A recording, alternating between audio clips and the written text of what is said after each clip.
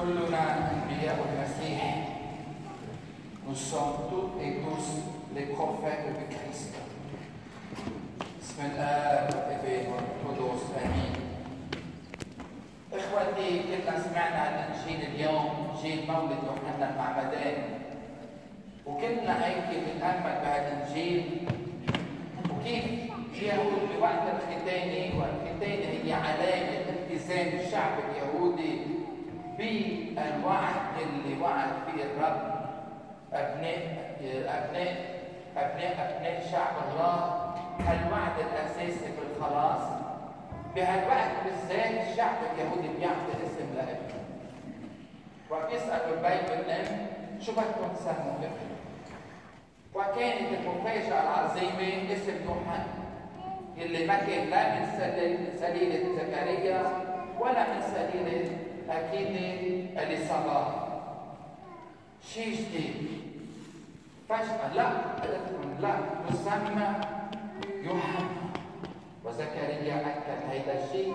من بعد ما أكد زكريا الشيء فتح لسانه، لأنه الرب كان أسكت زكريا وقت اللي بشر مولد يوحنا طلق لسانه وبشر، وبلش عهد جديد مع يوحنا، أكيد مع العهد الجديد مع المسيح، ولكن يوحنا بلش يعمل صلة الوصل مع العهد بين العهد الجديد وبين العهد القديم والعهد الجديد. هالصلة الوصل الرائعة اللي لعبها يوحنا هي لعبة نبوية رائعة. ما عسى أن يكون هذا الصبي. بدعيكم كلكم إخواتي من بعد ما يخلق ابنكم الصغير ولادكم هيك تتأملوا فيهم وتشوفوا شو عسى أن يكون هذا الصبي بكرة. شو بده يطلع منه؟ هيك بيقولوا شو بده يطلع منه هذا الصبي او هالبنت؟ هيدا كلمة رائعة اخوتي، كانوا يسألوها الشعب اليهودي، كانوا يعطوا الاسم لهالانسان تيحددوا له رسالته بهالوجود، ورسالة يوحنا كانت يوحنون بالسريانة يوحنون الله يتحنن، الله يرحم الشعب. وهيدي كانت رسالة يوحنا النبوية العظيمة، تجسيد رحمة الله بقلوب الناس وتحضير هالقلوب الناس تكون عروش طاهرة نقية ليسوع المسيح. هيدي كانت رسالة يوحنا، وبلش يبشر يدعي الناس للتوبة، تتوب وتعيش توبة صادقة بهالوجود، تتأهل قلوبها تكون عروش للمسيح وتستقبل المسيح بقلبها.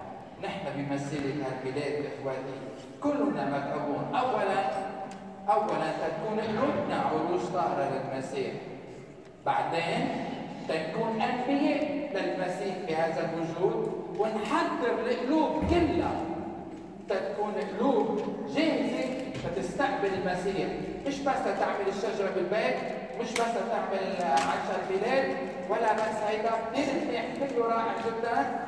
تكون القلوب أول شيء قلوب عائلتكم، القلوب العائلة، القلوب الجيران، القلوب اللي معي بالشغل، القلوب وين ما كان جهزة لتستقبل المسيح. هيدا هو الرسالة النبوية لكل إنسان منا بالمعمودية أخذناها. نحن أنبياء المسيح بالمعمودية إخوتي، صرت كذا مرة إجينا بدنا نعلم نحن أنبياء المسيح. تنسير أنبياء المسيح إخوتي 3 أشياء مخلص. أول شغلة أساسية إخوتي، بدي نشئ حالي، بدي درب حالي، بدي أنا فوت بقلب المسيح، بدي فوت المسيح على قلبي، بدي أتدرب مع المسيح. أولاً بالإنجيل والتأمل بالإنجيل والصلاة. ثانياً بالتعليم المسيحي. إحنا هلا أكيد تعرفوا أنتم في جروب صغير عم يجي ياخذ تعليم مسيحي المفروض قد الدنيا، لانه هذا الجروب هيدا الصغير هو بيكون نواة رائعه لنبوة المسيح بهالوجود. وايضا اخوتي بالالتزام بالقداس بالقربان، لانه القربان هو اللي بيخلينا اخوتي كمان مع كلمه الله ومع التعليم المسيحي مع التنشئه المسيحيه اللي باخذها بخليني يكون جاهز نفسيا بكون نبي المسيح بهالوجود. النقطة الثانية إخوتي، من بعد ما أتدرب شخصيا انتبهوا منيح، بدي توب. ما فيني ضل مثل ما كنت قبل عبد مثل ما بقول بولس عبد لبنت العبيد، لا بدي يكون ابن الحرة ابن سارة الحرة التي ابن إبراهيم الحقيقي، مش ابن هاجر العبد اللي كان ابن إبراهيم. نحن أولاد الحرة، أولاد الوعد، أولاد السماء، أبناء الملكوت. نحن بدنا نتوب من كل قلبنا، نغير قلوبنا، نشيل هالفساد منا، نشيل هالخطية. بدنا نتوب إخوتي بكرسي الاعتراف فننال الرحمة بالأساس. هونين مننال الرحمة إخوتي. من بعد ما الإنسان يتدرب مظبوط، يتنشأ مظبوط، ويعيش الرحمة الإلهية بالتوبة والصلاة، ساعتها ينطلق إلى أنجلة العالم. أنجلة العالم يعني خلي الإنجيل يتجسد بقلوب الناس. هيدا الأساس. ساعتها أنت وحدك من دون ما حدا يقلك بتصير تحس إنه كلمة الإنجيل على طول براسك وعلى طول على لسانك وعلى طول بتصرفاتك. مش بس نبشر بالإنجيل، بده يكون تصرفاتي، ثيابي، عيوني، إجريتي، أعمالي، مشاريعي كلها سوا بيتي بقلب الإنجيل لكرمال كلمة تكون مسموعة. هيدا الشيء أساسي إخواني. هيدا النبي المسيح بالتنشئة، بالتوبة وبالأنجلة. هيدي هالنبي ساعتها إخواني كل واحد منا بيقدر يعمل ثورة للمسيح بهالوجود. هيدي نحن طالبينها إخواني، ثورة ضد الفساد، ضد الخطية، ضد الظلم، ضد الإلحاد، ضد كل شيء اسمه بعيد عن الله. هيدي نحن مدعوين لها. أنتم أنبياء المسيح بالمعمودية وإلى الأبد. Nous sommes tous, chers frères et sœurs, les prophètes de Christ dans ce monde. Nous sommes appelés à vivre cette prophétie dans notre monde d'aujourd'hui, dans notre famille, dans notre société. Partout où nous sommes, partout où nous vivons, nous sommes appelés à être vraiment et à vivre et à témoigner de Christ dans ce monde.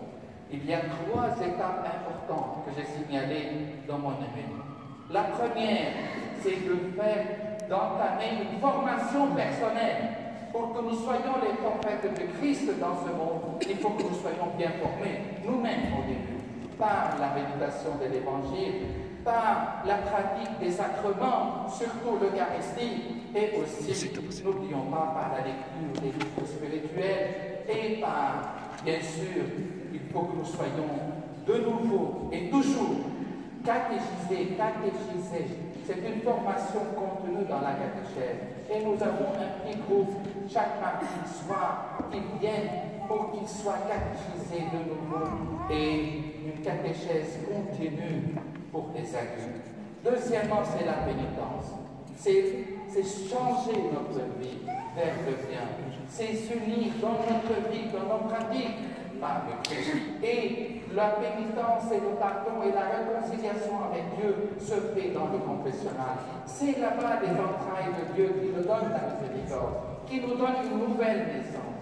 Troisièmement, après cette nouvelle naissance, chers frères et sœurs, nous sommes des prophètes pour évangéliser le monde.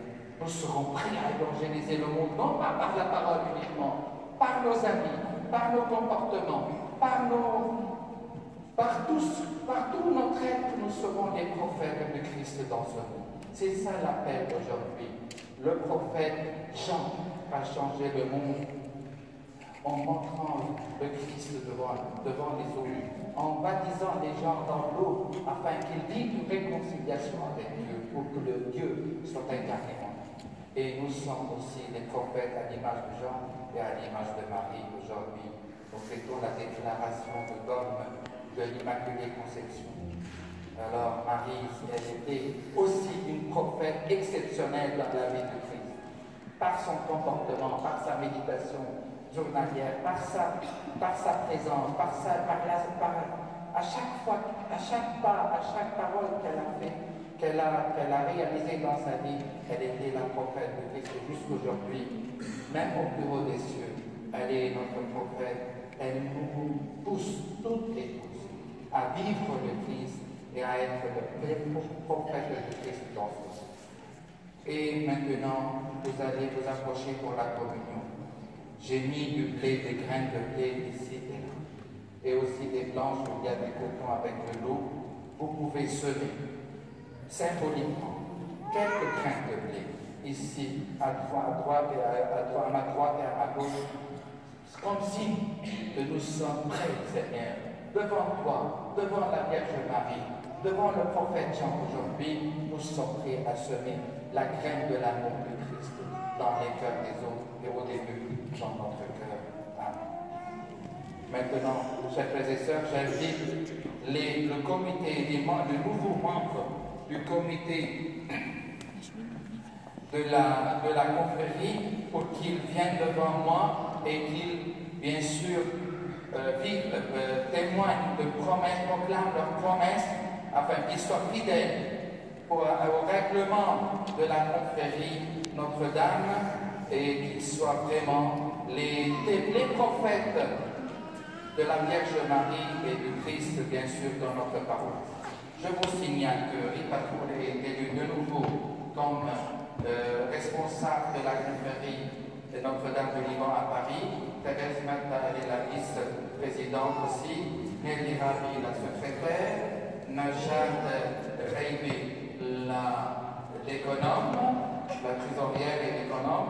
Et aussi Rana Eugénie. Là aussi, c'est responsable de la mission dans la confrérie.